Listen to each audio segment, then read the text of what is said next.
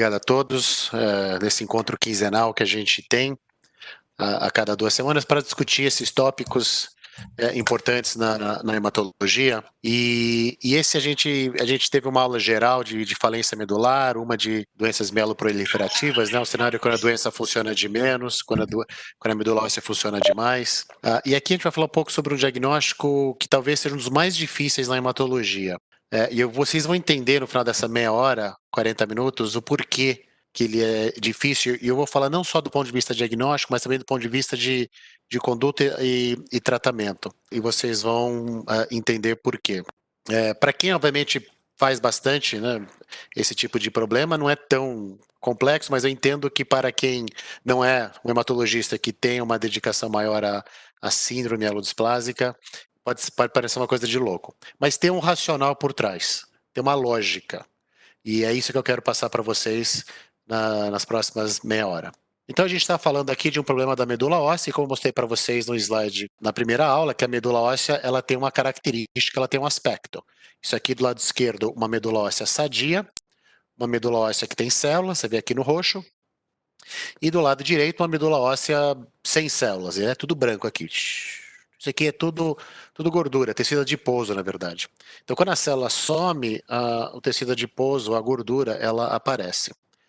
Então, uma medula óssea normal, funcionante, é essa daqui, da esquerda. Essa aqui é uma medula óssea doente. Então, a partir daqui, você tem uma série de doenças da medula óssea, que é o que, na verdade, é a hematologia, né? Hematologia são alterações e distúrbios da medula óssea. O que faz a medula óssea? A medula óssea praticamente produz todas as células que a gente tem na corrente sanguínea e que circula. Essas células, as principais, são os neutrófilos, as plaquetas e as células vermelhas, né, ou glóbulos vermelhos e glóbulos brancos, e plaquetas. E olha aqui a produção de células por dia. Bilhões e bilhões de células por dia. Então é muita célula. Então a medula óssea é extremamente ativa. Extremamente ativa. 10 a 10ª, 10 a 11ª. Então qualquer problema na medula óssea vai acarretar uma alteração nessas contagens de sangue. Para menos, no caso de insuficiência ou falência, ou para mais, né? Então aqui que entra uma principal distinção para vocês terem. E a célula que produz, a responsável, a mãe de todas essas células, é essa célula que está aí. A célula tronco hematopoética, ou célula tronco. Te nasce com o número dessas células, essa célula pode se dividir em outras células, elas podem se manter numa certa população, mas elas também podem dar origem a células mais maduras, hemácia, célula que vai virar glóbulo branco, célula que vai virar plaqueta. E eu vou explicar para vocês. Então, quando você tem uma alteração da medula óssea, praticamente a hematologia, essa célula é que está doente. E a partir daí você tem todo um desdobramento. Tá? Então, é importante entender que muito da medula óssea é uma alteração de deficiência de células tronco da medula óssea. Algum problema aconteceu aí. E aí você tem uma série de doenças, anemia plástica, hemoglobinúria paroxística noturna, síndrome mielodisplásica, que essa daqui é SMDS, MDS é do inglês, Myelodysplastic Syndrome, em português é SMD, síndrome mielodisplásica. E aqui ela tem relação com outras doenças, entre elas a leucemia mieloide aguda. Então, uma relação que eu vou explicar para vocês qual que é essa relação. Muitas dessas alterações que ocorrem no sistema imune podem afetar a medula óssea. Então, a medula óssea também ela está suscetível a alterações do sistema imunológico. Então, as alterações da medula óssea, ou elas podem ocorrer por uma questão imunológica, onde a célula tronco é afetada, por exemplo, aí você tem um monte de doenças, ou você tem alterações que afetam a plaqueta, e você tem uma coisa chamada PTI, ou púrpura trombocitopênica imune, ou anemia hemolítica, no caso se as hemácias estão afetadas nesse sistema imunológico. Então você tem o sistema imune como ser um importante player, um importante fator aqui nas doenças da medula óssea. Mas você também tem alterações genéticas, que podem afetar as células da medula óssea, a célula mãe, aquela célula tronco, levando a uma série de outras alterações. Então, de uma forma geral, você tem principal alterações do sistema imune ou genéticos que podem afetar a medula óssea. Você tem também alterações do tipo nutricionais, né? Tem a anemia por deficiência de ferro, a gente vai falar sobre isso mais lá na frente, alterações de vitaminas que podem afetar a medula óssea, né? Você tem outras coisas que podem acontecer, mas a genética e o sistema imune são muito preponderantes numa série de doenças hematológicas, podendo levar, por exemplo, a leucemias, linfomas, mieloma múltiplo. Então, isso tudo pode estar vinculado à disfunção da medula óssea por conta dessas alterações. Aqui alguns exemplos de algumas alterações hereditárias, que pode dar alterações no aspecto da pessoa, na mão, na pele, na altura, na estatura, e que também afeta a medula óssea. Então você pode ter síndromes aí que afetam a medula óssea, mas também outros órgãos, outras estruturas. Então aqui a gente tem um grupo de doenças que a gente considera como hereditário. E na síndrome mielodisplásica, que a gente vai falar hoje, você tem termos que eu vou explicar para vocês o que é. Em 3 minutos vocês vão saber o que é. Diseritropoese. Né? O que é isso? Né? A eritropoese é célula vermelha. Vermelho o que é? Hemácia. Então a série vermelha, às vezes, ela pode estar afetada. E a síndrome mielodisplásica, ela é caracterizada pela uma disfunção da série vermelha e branca e plaquetária.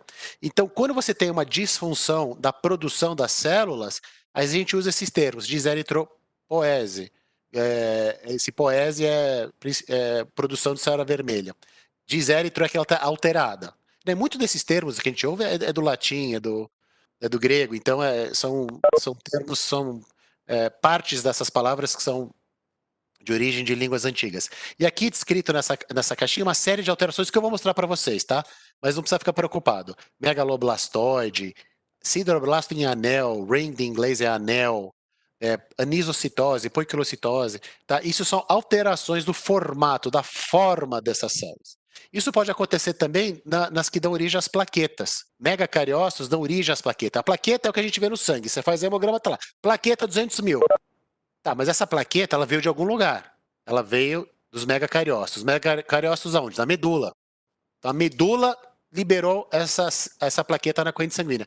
E se você olhar para essa célula na medula óssea, ela tiver com aspecto ruim, isso caracteriza uma alteração da forma. E aí você tem alguns termos que estão associados. Núcleo pequeno, micromegacariócitos. Isso pode acontecer na célula branca também, tá? Nos leucócitos, né? Essas alterações, elas podem aparecer também nesses precursores que a gente chama. Né? Por que é precursor? Porque precursor que ele é um precursor, ele vai dar origem às células adultas.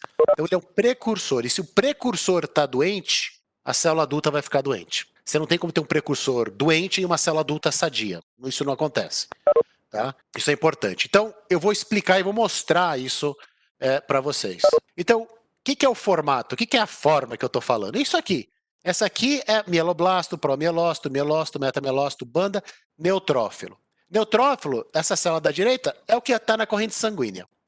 Tudo aqui do lado 1, 2, 3, 4, 5, os primeiros 5 painéis acontecem na medula óssea, principalmente até o 4. Só na medula óssea, você não tem essas células na corrente sanguínea. Se aparecer na corrente sanguínea, tem algum problema na medula óssea. Até que se a gente vê um mielócito na corrente sanguínea, no hemograma, a gente vai falar, por que a medula óssea está liberando um mielócito no sangue? Não era para estar fazendo isso. Tá? Então a gente já começa a suspeitar de algumas coisas. Se tiver blasto aqui, essa célula da esquerda, mais para a esquerda, se ela aparecer no sangue, você fala, putz, tem alguma coisa aqui. Essa célula não é para estar no sangue, não. Isso aqui é para estar na medula.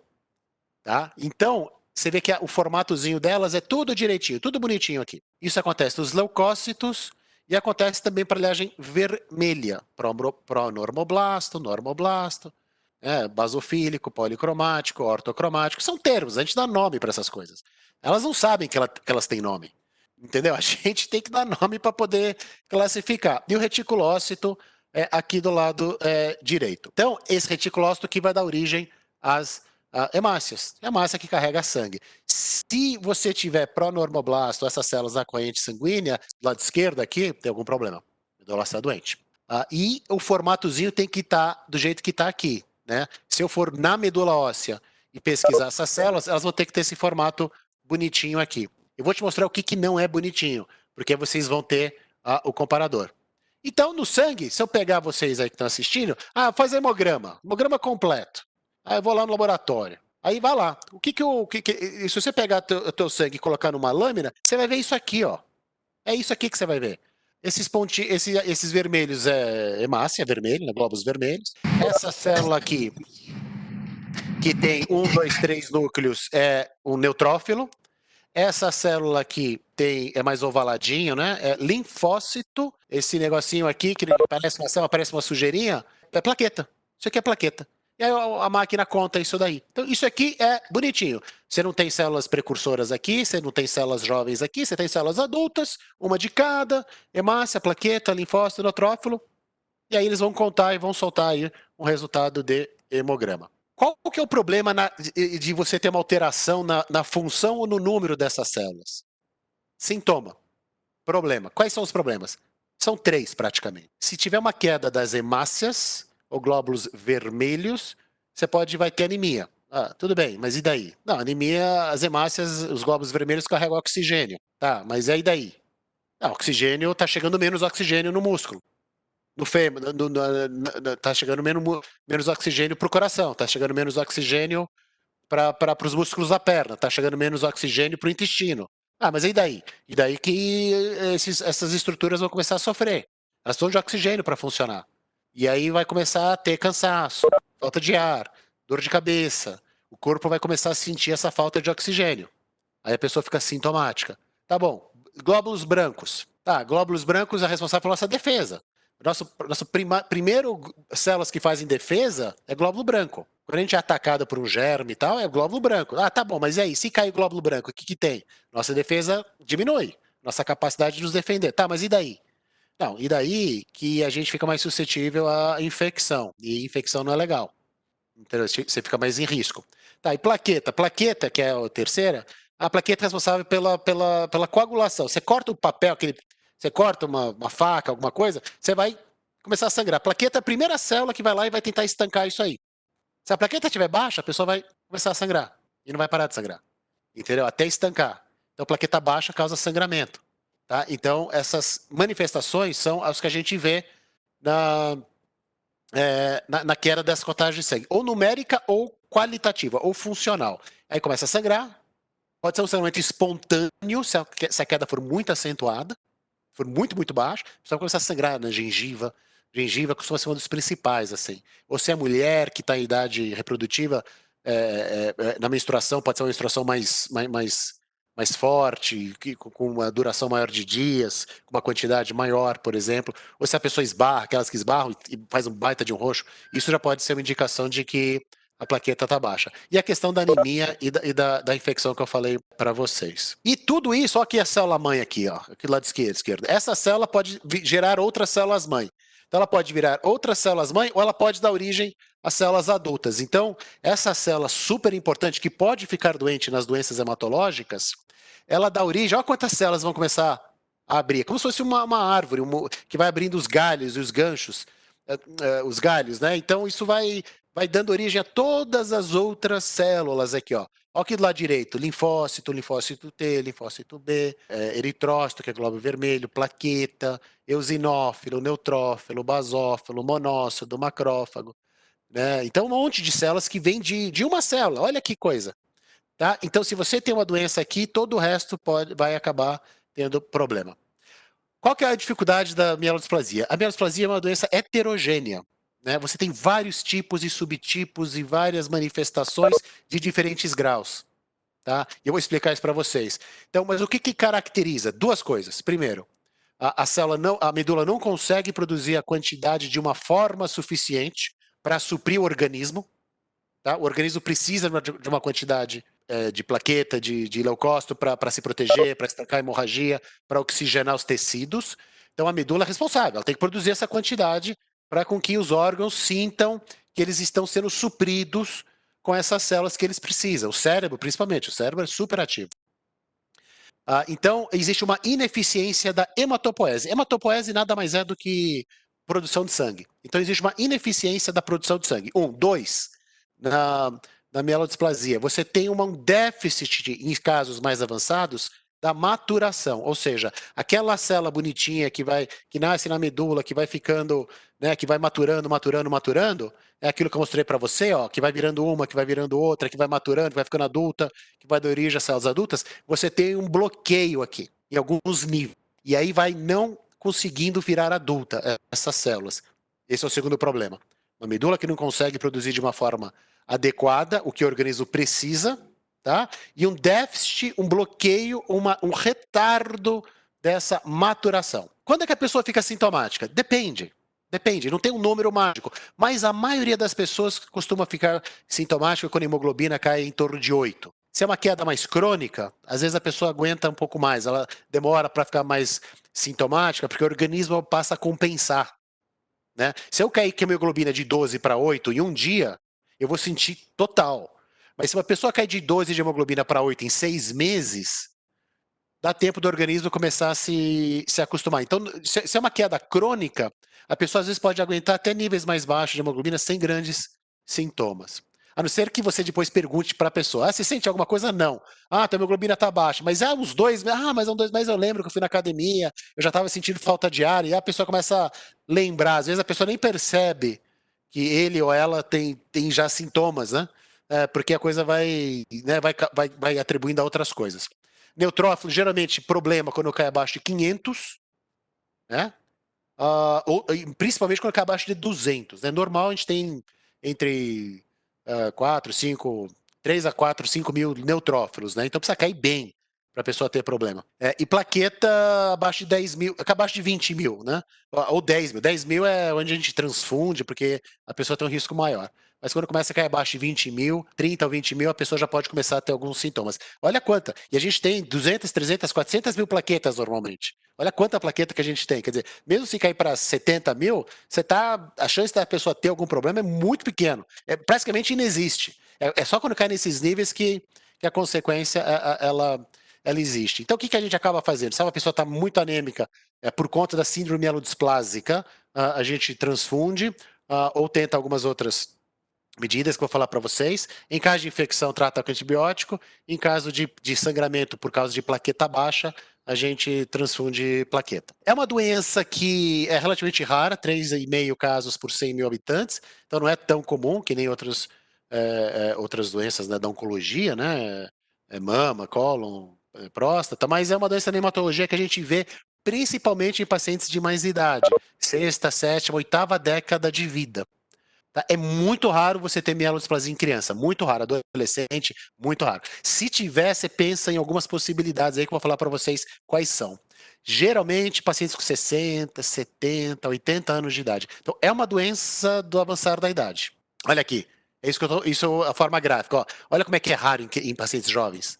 0, 0, 20, 25, 0, 0, 2, 1, 2, 2, 4, 9, 16, 26, 52. Você está vendo conforme a idade? Então, a mielodisplasia é uma doença de pessoas de mais idade. Então, com o avançar da idade, o risco de mielodisplasia ele aumenta. Não tem causas e não tem como prevenir. Né? O que eu posso fazer? Dieta, alimentação? Não tem. São alterações que vão acontecendo na medula óssea com o avançar da idade que levam à síndrome mielodisplásica. É muito raro acontecer na família, então não é hereditário. Meus filhos vão ter? Não. Minha irmã, não. Ela não é hereditária, é muito raro ser hereditário, ela é adquirida. Tem alguma coisa do meio ambiente, não sei o que leva? Não, não. É muito raro, benzeno. Tem algumas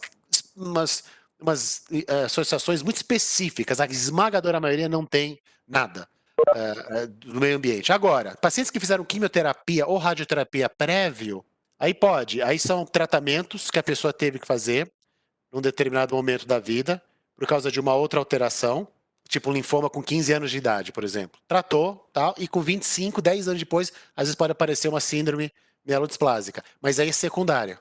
Lembra que eu falei que é raro para dedéu em pacientes jovens as formas primárias. Mas secundárias, são pacientes jovens, você tem que ficar com a pulga atrás dele. Se você não tem aí uma exposição prévia à quimioterapia ou alguma alteração genética que pode levar a esse tipo de predisposição. A esmagadora maioria é idiopático mesmo. A gente não tem uma causa, é realmente o avançar da idade. O que pode confundir com a síndrome mielodisplásica? Tem algumas. Às vezes a medula pode ter esses aspectos diferentes por outras alterações. né? O próprio álcool, drogas, alterações nutricionais, né? Deficiência de folato, ácido fólico, deficiência de vitamina B12, algumas infecções, Epstein-Barr vírus, HIV, algumas condições autoimunes podem levar a essas alterações da medula óssea, que eu vou mostrar para vocês. Algumas alterações congênitas, apesar de não serem tão comuns, podem levar a essas alterações da medula óssea e outros problemas primários da medula óssea. Então, quando a gente faz uma avaliação para um paciente de síndrome displásica, tem que perguntar se tem alguma alteração nutricional, tem que checar a vitamina B12, ácido fólico, checar para infecções, cobre. Deficiência de cobre é interessante. Deficiência de cobre pode. Eu já diagnostiquei. Me mandaram já uma paciente com síndrome mielodisplásica com 24, 25 anos. E, gente, como assim? 25 anos, síndrome mielodisplásica? Não é possível um negócio desse. Sem história familiar, sem nada. E é uma paciente que tinha feito uma cirurgia bariátrica muitos anos antes. Né? Aí eu falei, deve ter alguma coisa nutricional aqui. Eu não tô comprando essa história de síndrome mielodisplásica. Mandaram para transplante, inclusive.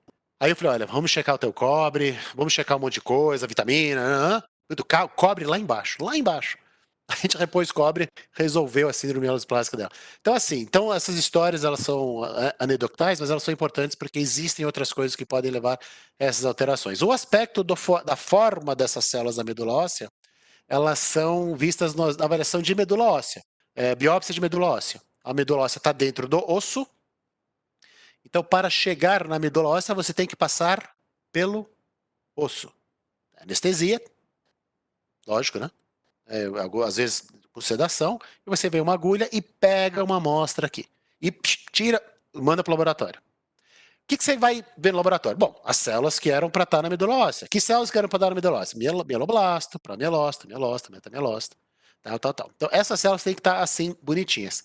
Mas na síndrome mielodisplásica, elas podem não estar bonitinhas. Olha aqui. Olha esse núcleo aqui. Olha, é um anel, um círculo dentro da célula. Isso aqui tá totalmente aberrante. Ó, aqui, dois núcleos aqui, ó. Parece olho de coruja aqui. Você vê dois. A gente não tem, ó. Olha para cá. Tem esse aspecto aqui no normal? Não tem. Não tem. Isso aqui tá normal. Isso aqui parece um S. Olha isso aqui. Isso aqui parece um S do Superman. Aqui, ó. Não tem. Então, você olha para essa célula aqui, você vê que não tem nada. Ela não tem essa célula aqui. Então, isso aqui é uma célula aberrante. Né? Uma célula anormal da célula neutrofílica. E você tem uma série de marcadores que te identificam aonde está essa célula. Então, quando o pessoal faz citometria de fluxo ou exame de imunofenotipagem da medula óssea, eles usam esses marcadores para te falar aonde é que essa célula está no grau de maturidade, maturação. Tá? Então, são exames complementares. Né? Você consegue ver e você consegue fazer essas outras técnicas. Mas no mielograma é que aparecem essas aberrações aqui. E isso também ocorre na série vermelha. Então aqui, ó, bonitinho, pronormoblasto, está na medula agora. Basofílico, policromático, ortocromático, reticulócito. E aí, bom, mielodisplasia, olha aqui. Olha isso aqui, ó. Um precursor eritróide totalmente anormal. Olha aqui, esse aqui tem 3 aqui do lado direito em cima. 1, 2, 3 núcleos. Olha aqui, olha as células como elas teriam que estar. E olha isso aqui. Então tá anormal, tá aberrante isso. Olha essa daqui, tem um núcleo pequenininho, um núcleo irmãzinho aqui e essa outra aqui. Totalmente fora do normal. Isso aqui não tem na medula. Então, isso aqui são formas displásicas. Então, quando você vê um laudo de medula óssea, fala displasia da linhagem eritroide. É isso que o patologista está vendo. Eles estão vendo, essas células estão displásicas. Citogenética. Citogenética é importante. Todo mundo tem 23 pares de cromossomos, um XY e 22 autossômicos. Então, você tem aqui cromossomo 1, 2, 3, 4, 5, 6, 7, né? Até 22 e o XY. XY em homem e XX em mulher. E aí você pode ter deleção, você pode ter falta de um cromossomo. Você pode ter um cromossomo faltante, você pode ter um cromossomo com uma cópia a mais. Então, na citogenética, aí você está vendo a genética das células, você pode ver essas alterações. Olha o cromossomo 7 aqui. Você pode ter um que some. De novo, ó, aqui, ó. Aí o patologista vai te falar monossomia do 7, ó, o menos 7 aqui. A gente fez um diagnóstico de uma menina jovem recentemente disso. Uma menina de 8 anos. A gente fez uma avaliação de medula e identificou essa falta do cromossomo 7. Tá? Então, isso já é uma alteração. Tá? Importante. Ou você pode ter uma cópia extra. Ó, o 8 aqui, ó. 3, não é para ter 3. Aí você pode ter trissomia do 8. Tá? Então são alterações da citogenética. Por que isso é importante? Tá? Aqui que vai entrar por que a síndrome mielodisplásica para alguns pode ser uma coisa que a pessoa quer puxar o cabelo. Porque com base nessas alterações da forma, do grau de anemia, plaqueta baixa ou leucócito baixo e presença de blastos, que são essas células bem jovens da medula óssea, é que você vai começar a classificar a síndrome mielodisplásica. Tá? Vocês não precisam saber isso daqui. Eu só estou mostrando isso daqui para mostrar para vocês que existem várias classificações com base nesses achados da citogenética, mielograma e hemograma, tá? E da medula óssea. Então, basicamente, você tem duas alterações importantes. Primeiro, a quantidade de blastos que tem na medula óssea. Se você tem, o normal é até 1, 2%. Se você tiver 8%, está alto. Por que está acumulando célula jovem? Porque não está conseguindo virar adulta. Por que não está conseguindo virar adulta? Tem algum bloqueio. Tem alguma coisa impedindo. E se a medula está tentando produzir célula adulta e não consegue, começa a acumular célula jovem. E aí começa. Então isso é um fator super importante. Ó. Excesso de blastos, 1. Excesso de blastos, 2. Aí conforme esses blastos vão aumentando no sangue ou na medula, você vai classificando. Tá bom? Tem alterações citogenéticas que também classificam algumas formas de mielodisplasia. E 3, o que está caindo? Uma citopenia, uma contagem está baixa, 2 está baixa ou 3 estão baixas. Tá? E aí você consegue classificar a síndrome mielodisplásica. As alterações da citogenética são várias: trissomia do 8, perda do 7, perda do 5, deleção do 20, perda do 20, perda do Y. Imagina, como é que você pode perder o cromossomo Y? Não dá para entender isso. Não a pessoa, obviamente, a célula da medula óssea. Mas assim, algumas células realmente podem perder o Y, né, que é o que os homens que tem, né, é perda do 13. Então você pode ter essas alterações. O significado delas muda, tá? Então não é toda alteração citogenética que é igual. Tá? E a frequência também muda. Então você tem algumas que são mais frequentes e outras que são menos frequentes. Mas o principalmente é o significado delas. Então, graças a Deus, perdeu o cromossomo Y, que eu achava que era uma coisa absurda, que não podia acontecer na natureza. Não é tão ruim assim. Very good. Very good em inglês, o prognóstico não é ruim. Ele é até bom, por sinal. Mas você tem aqui, por exemplo, no poor que é pobre, por exemplo, perda do 7, problema. Problema. Tá? Isso aqui não é bom, não. Tá? Quando você tem múltiplas alterações, problema que preocupa, porque essa medula vai ficar mais disfuncional. São alterações que estão associadas com disfunção. Tem aquelas que são intermediárias, trissomia do 8, trissomia do 19, 21. Um carótipo normal, você pode estar lá 46XY, 46XX no caso da mulher, que na verdade não é nem bom nem ruim, é ok. Tá? Então, por que isso é importante? Porque olha aqui a sobrevida: 60 meses, 48 meses, 25 meses, 15 meses, 5 meses. Então você pega, poxa vida, como é que uma pessoa com síndrome mielodisplásica pode ter uma sobrevida mediana, que eu vou explicar o que é isso para você depois, de 60 meses, são 5 anos, o outro são 5 meses. Né? Então tem muito a ver com essas alterações. É por isso que a classificação da síndrome mielodisplásica ela é muito importante. Porque é aqui que você vai definir, em parte, o quanto que a pessoa tem de vida. Então, isso é importante. E o que você vai fazer de tratamento. Tá bom? Então, isso é importante. E aí você tem os scores, né? Score que entra 3 coisas: blasto, citogenética ou cariótipo, que é a mesma coisa, e as citopenias. O que é citopenia? Hemoglobina abaixo de 10, neutrófilo abaixo de 1.800, ou plaqueta abaixo de 100 mil. E aí você tem 0, meio, 1, 1,5, 2 pontos. 2 pontos é o pior, 0 é o melhor. Então você vai pegando e vai vendo, a pessoa tem 8% de blastos, tem um cariótipo com perda do Y e tem só anemia. Então você pega meio, 0, 0. Então ela tem um ponto de meio. Aí tem outra pessoa lá que tem cromossomo 7 alterado, tem 14% de blastos, então 14 já dá 1,5. Tem esse cromossomo 7 alterado, então dá 1, 1,5 com 1 dá 2,5. E ela tem plaqueta baixa, leucócito baixo e hemoglobina baixa. Tem 3, então dá meio aqui, né? Meio aqui. Então dá 1,5 com mais 1 dá 2,5, com mais meio dá 3. 3 pontos. Por que isso é importante?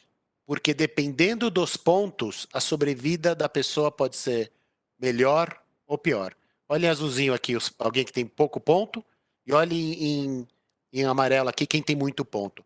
Essa curva se interpreta da seguinte maneira: conforme morre uma pessoa, a curva cai um pouquinho. Tá? Então aqui você tem 80% das pessoas que estão vivas, nessa curva em azul aqui. No amarelo, como ela está caindo, as pessoas estão morrendo. Então está morrendo muita gente aqui. Então, por isso aqui tem muito ponto.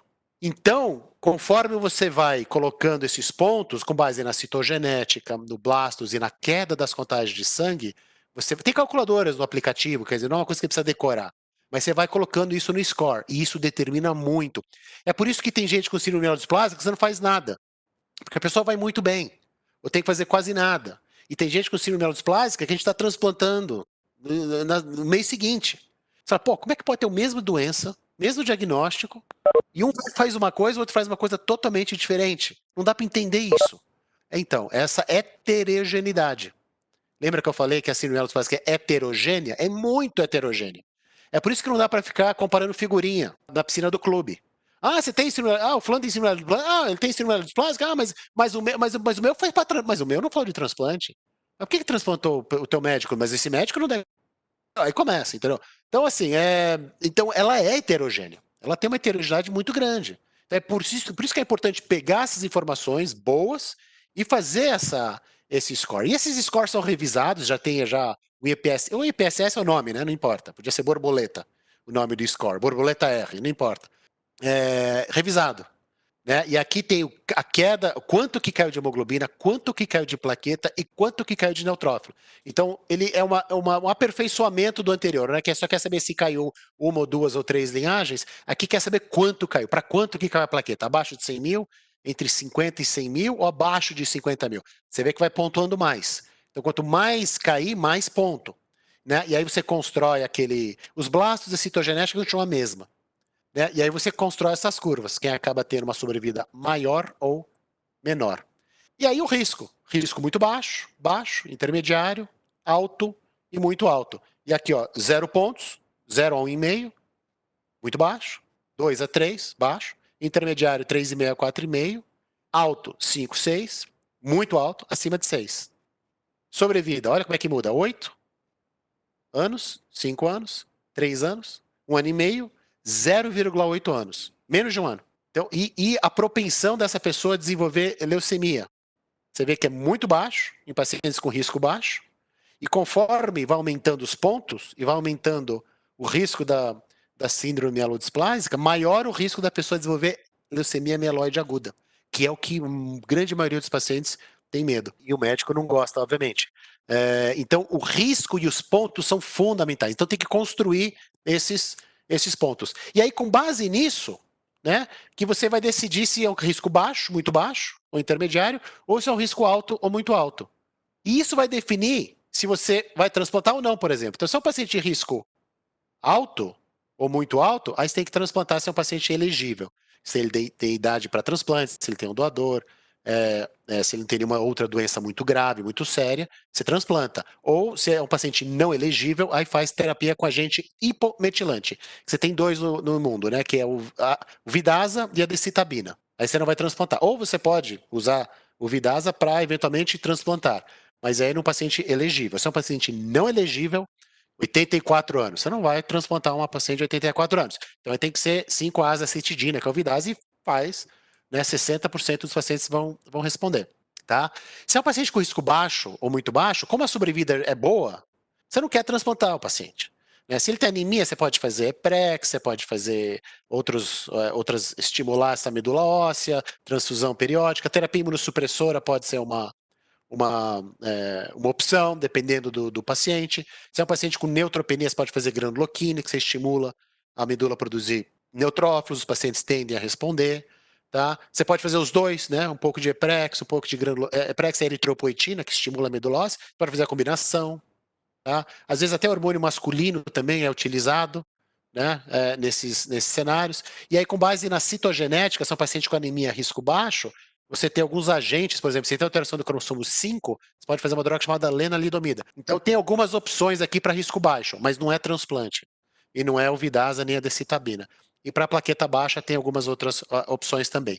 Mas você vai ver que a coisa também pode ficar um pouco mais complexa, né? Que, obviamente, que eu não quero que vocês entendam isso, mas é que eu só quis colocar isso aqui porque a determinação do risco também ela é importante, mas tem outras determinações, tipo eritropoetina sérica, a presença de algumas alterações cromossômicas, que vão levar a algum tratamento. É por isso que pode ser um diagnóstico difícil para a maioria dos médicos, para os pacientes, então, para entender isso é super complexo, mas existe uma lógica, existe um racional, existe um motivo para você fazer uma coisa ou outra, dependendo, por exemplo, no paciente com risco baixo, se você vai fazer EPREX, se você vai fazer terapia imunossupressora, se você vai fazer lenalidomida, tá? Então, existem umas regrinhas, desde no risco baixo, que terapia você vai fazendo. Você não fica chutando, entendeu? Tem todas umas diretrizes. E no risco alto, ele acaba se limitando mais ao Vidasa e ao transplante mesmo. No risco baixo, você tem mais outras opções que vão ser empregadas dependendo da alteração do cromossomo, na citogenética, do nível de eritropoetina ou algumas outras características. E para complicar, mas eu, de novo, não quero, eu não vou detalhar isso aqui, tem uma série de alterações genéticas moleculares que a gente pode testar na medula óssea que vai também definir o risco do paciente. Isso está começando a entrar agora nas síndromes mielodisplásicas. Ainda não é formal a sua incorporação, mas nas classificações já estão entrando. E tem alterações de alguns genes que têm maior risco, que têm um risco mais alto ou um risco mais baixo. Tá? Tem alterações que não tem risco nenhum. Tem alterações que são mega risco. Olha aqui, o que está em laranjinha aqui, o XL1, DNBT3A, RUNX1, tudo é risco ruim, tá? Os azuis não está bem entendido. E tem uns que estão associados com risco bom, tá? O TP53 aqui, ó, ele é ruim para qualquer coisa, não só na síndrome mielodisplásica, no mieloma, na oncologia. Se você tem alteração desse gene, ele costuma ser bastante problemático. Tá bom? Então, tem as alterações também que podem ser utilizadas na sua decisão. Então, eu queria só terminar mostrando 2 casos para vocês entenderem como é que a coisa funciona na prática. Mas antes disso, eu queria, o que é sobrevida mediana?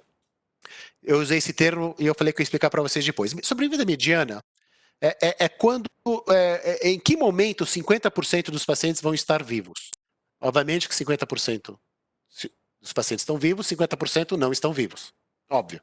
Tá? Então, se você tem uma doença, por exemplo, onde 50% dos pacientes vão estar vivos em 3 anos, e os outros 50% não vão estar vivos, a sobrevida mediana é de 3 anos.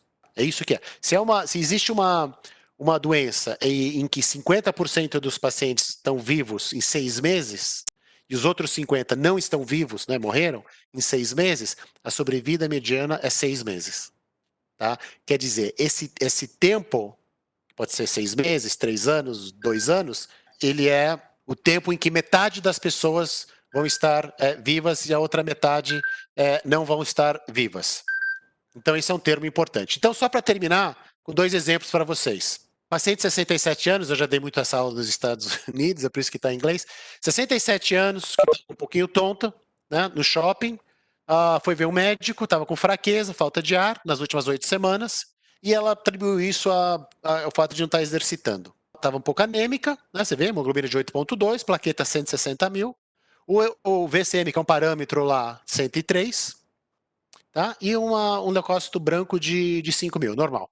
Tá? Então, anemia, fraqueza, 8 semanas, pálida, 67 anos. Então já está numa idade que a gente pensaria nessas alterações. Medula, então tem displasia na série vermelha.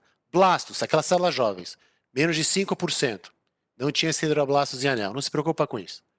Tá? Então, blastos menos de 5. Então, blastos, eu estou anotando, blastos menos de 5, anemia 8,2 e citogenética normal, 46xx, tá? Então vamos lá. Anemia, tá aqui então. Ela tem anemia, então ela tem só anemia.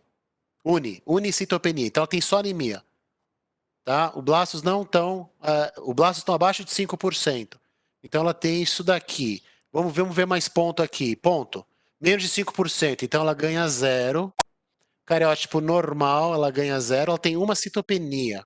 Então aqui a gente vai somando, abaixa o risco. E qual dela? Ela tem citopenia com uma só linhagem, porque a plaqueta está normal, o leucócito está normal. A vermelha que está afetada. Então ela tem baixo risco. Tá bom? Ah, baixo risco. Vamos ver o score. Tá, baixo risco. Sobrevida mediana, 5 anos. Tá? A chance dela produzir, de evoluir para leucemia mieloide aguda é muito pequena. Ela tem 25% de chance de evoluir em 9 anos. Então é pequena. Tá? Então você vai chegar, você já tem uma ideia da sobrevida desse paciente. Tá bom? Então isso é importante. Né? Aí você vai, baixo risco, aí você vai entrar naqueles algoritmos lá do baixo risco. Que eu mostrei para vocês aqui, ó, baixo risco. Aí você vai discutir o tratamento. Anemia. Ah, tem anemia? Ah, tá, mas então eu vou considerar eritropoetina para ela. Entendeu? Por exemplo, tá? Então eu vou colocar mais um exemplo antes de encerrar. 75 anos, homem, dor no peito, falta de ar, por 2 meses. Tá? Teve uma cirurgia coronariana 20 anos atrás, diz que teve um ataque cardíaco pequeno, foi ver um médico, ele também tinha um pouquinho de sangramento na gengiva, né, quando escovava o dente. Não tinha outras complicações. Ele provavelmente deve ter atribuído essa dor no peito aí, talvez com alguma coisa do coração. Bom, leucócito, 2.000, então tá baixo, normal de 5 a 10. Então, peraí, já tá baixo. Hemoglobina, tá anêmico, 7,8, normal de 12 a 16. Plaqueta, 19.000. Opa, 19.000 plaquetas, normal de 150 a 400 mil. Tá? Monócitos estavam baixos, o VCM 105. Não se preocupa com esses dois. Tá? Então, pô, pai, eu tenho 3 linhas baixas. Tá? Eu tenho uma anemia, tenho um homem de 75 anos.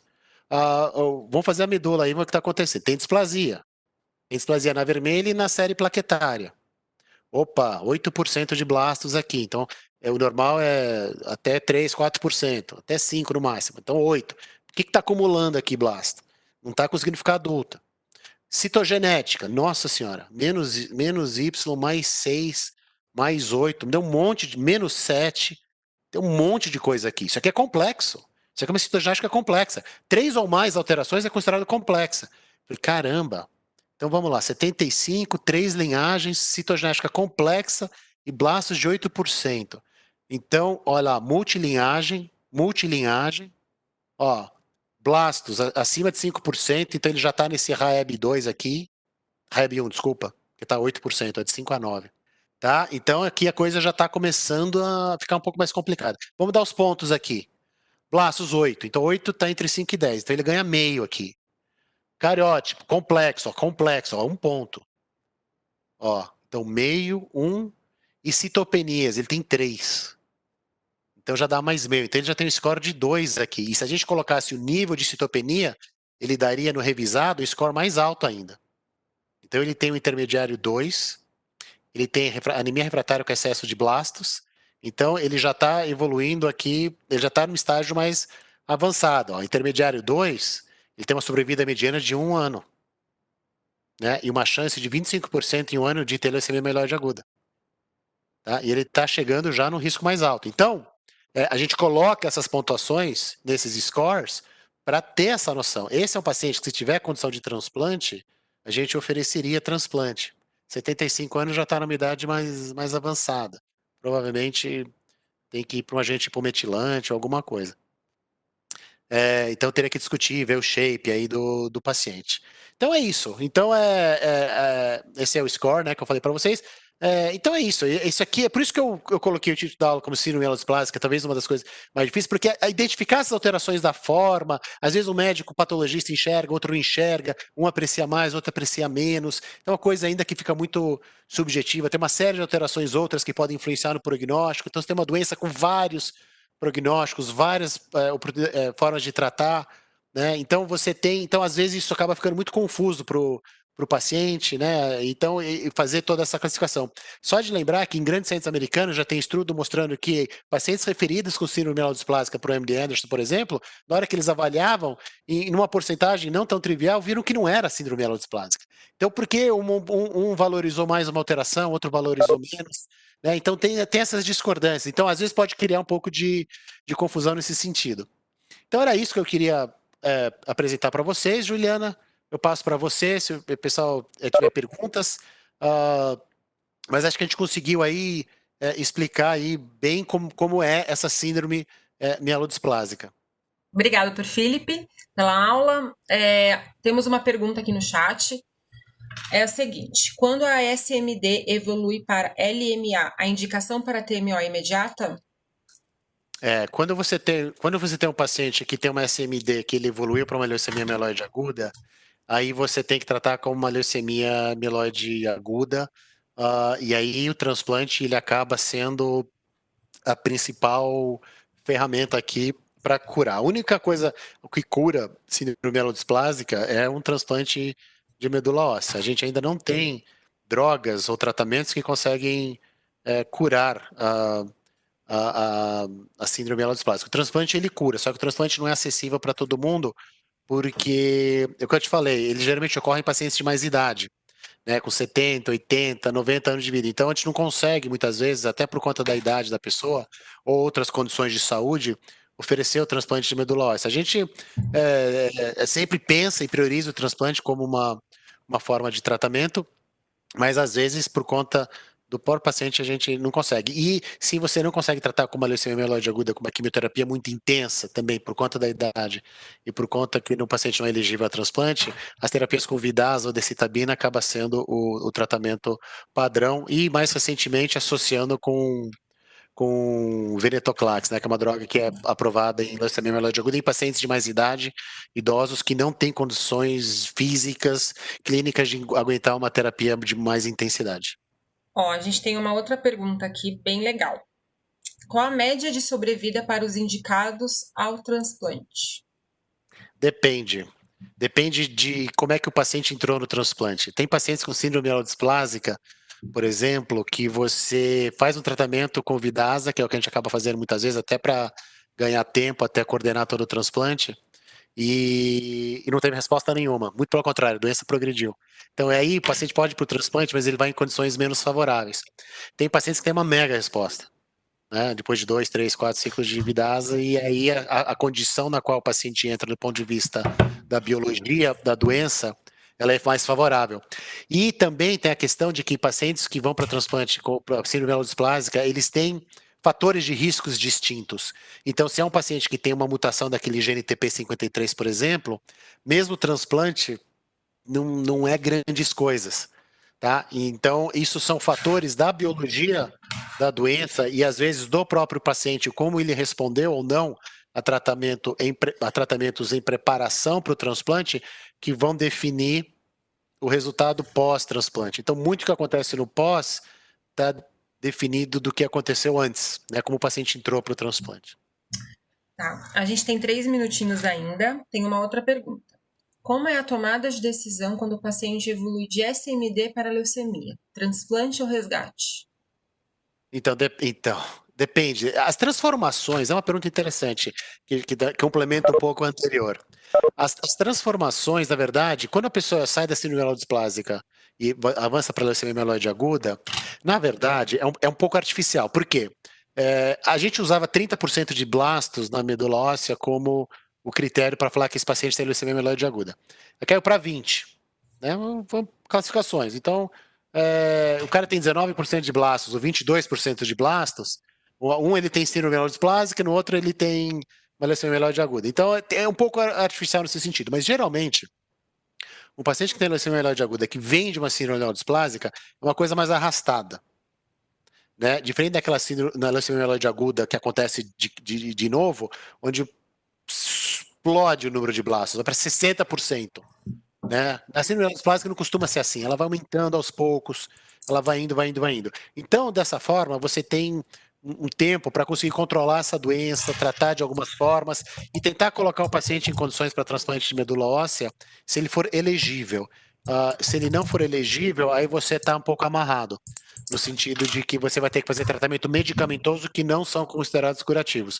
Lembrando que as plataformas também de transplante têm melhorado bastante, os protocolos, as plataformas, os condicionamentos. Então, isso tem permitido com que o transplante de medula óssea seja oferecido para pacientes de mais idade, onde a intensidade do transplante ela é bem baixa mesmo, e a gente simplesmente troca uma medula pela outra, permitindo com que você consiga fazer o transplante mesmo em pacientes de mais idade ou com algumas condições de saúde que poderia, no passado, inviabilizar o transplante. Obviamente que se alguém de 90 anos, aí não tem como, aí você vai ter que tratar como medicamento mesmo, e não tem outra saída. Perfeito, doutor Felipe, obrigada, nosso tempo já esgotou, falta um minutinho para as 4. Obrigada a todos pela participação. Dia 18, às 15 horas, nesse mesmo link, a gente vai ter a aula de A Falta de Maturação, as leucemias agudas, com o Dr. Moisés Soares, tá bom? Muito obrigada a todos. Obrigada, doutor Felipe. Obrigado, eu que agradeço. Tchau, tchau.